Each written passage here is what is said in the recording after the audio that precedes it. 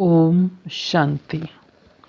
8/5/69 मनसा वाचा कर्मणा को ठीक करने की युक्ति। आज बाप खास एक विशेष कार्य के लिए आए हैं। यहाँ जो भी सभी बैठे हैं वो सभी अपने को निश्चय बुद्धि समझते हैं, नंबरवार हैं। भले नंबरवार हैं लेकिन निश्चय बुद्धि हैं। निश्चय बुद्धि का टाइटल दे सकते हैं। निश्चय में नंबर होते हैं व पुरुषार्थ में नंबर होते हैं। निश्चय में कब भी परसेंटेज नहीं होती है, ना निश्चय में नंबरवार होते हैं। पुरुषार्थ की स्टेज में नंबर हो सकते हैं, निश्चय बुद्धि में नंबर नहीं होते। वह तो है निश्चय व संशय।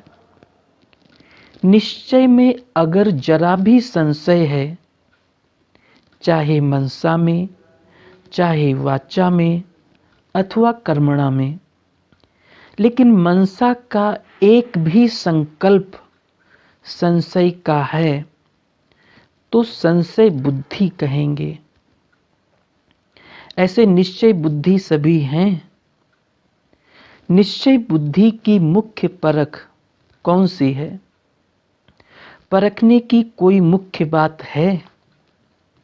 आपके सामने कोई नया आवे, उनकी हिस्ट्री आदि आपने सुनी नहीं है, उनको कैसे परख सकेंगे?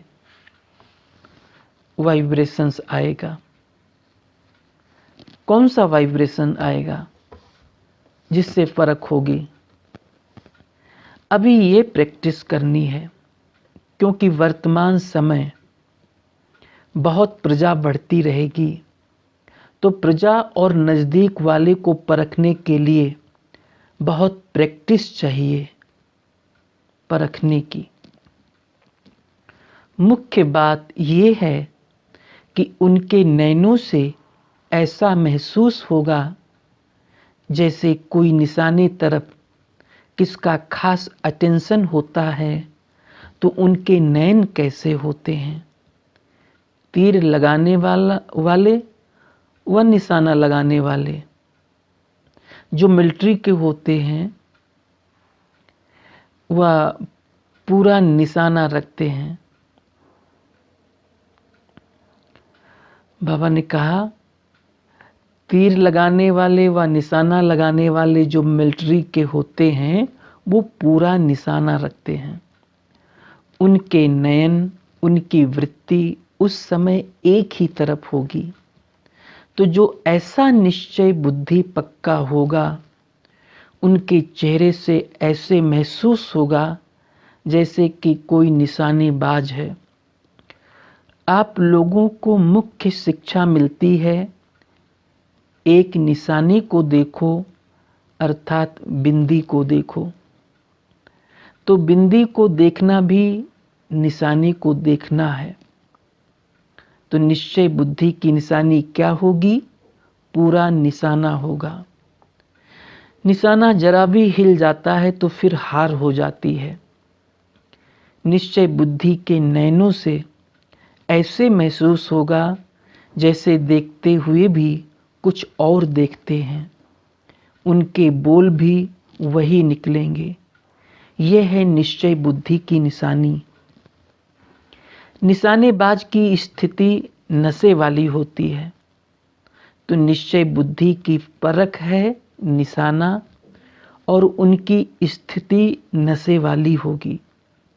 ये प्रैक्टिस अभी करो, फिर जज करो हमारी परख ठीक है व नहीं। फिर प्रैक्टिस करते करते परख यथार्थ हो जाएगी। दृष्टि में सृष्टि कहा जाता है ना, तो आप उनकी दृष्टि से पूरी सृष्टि को जान सकते हो।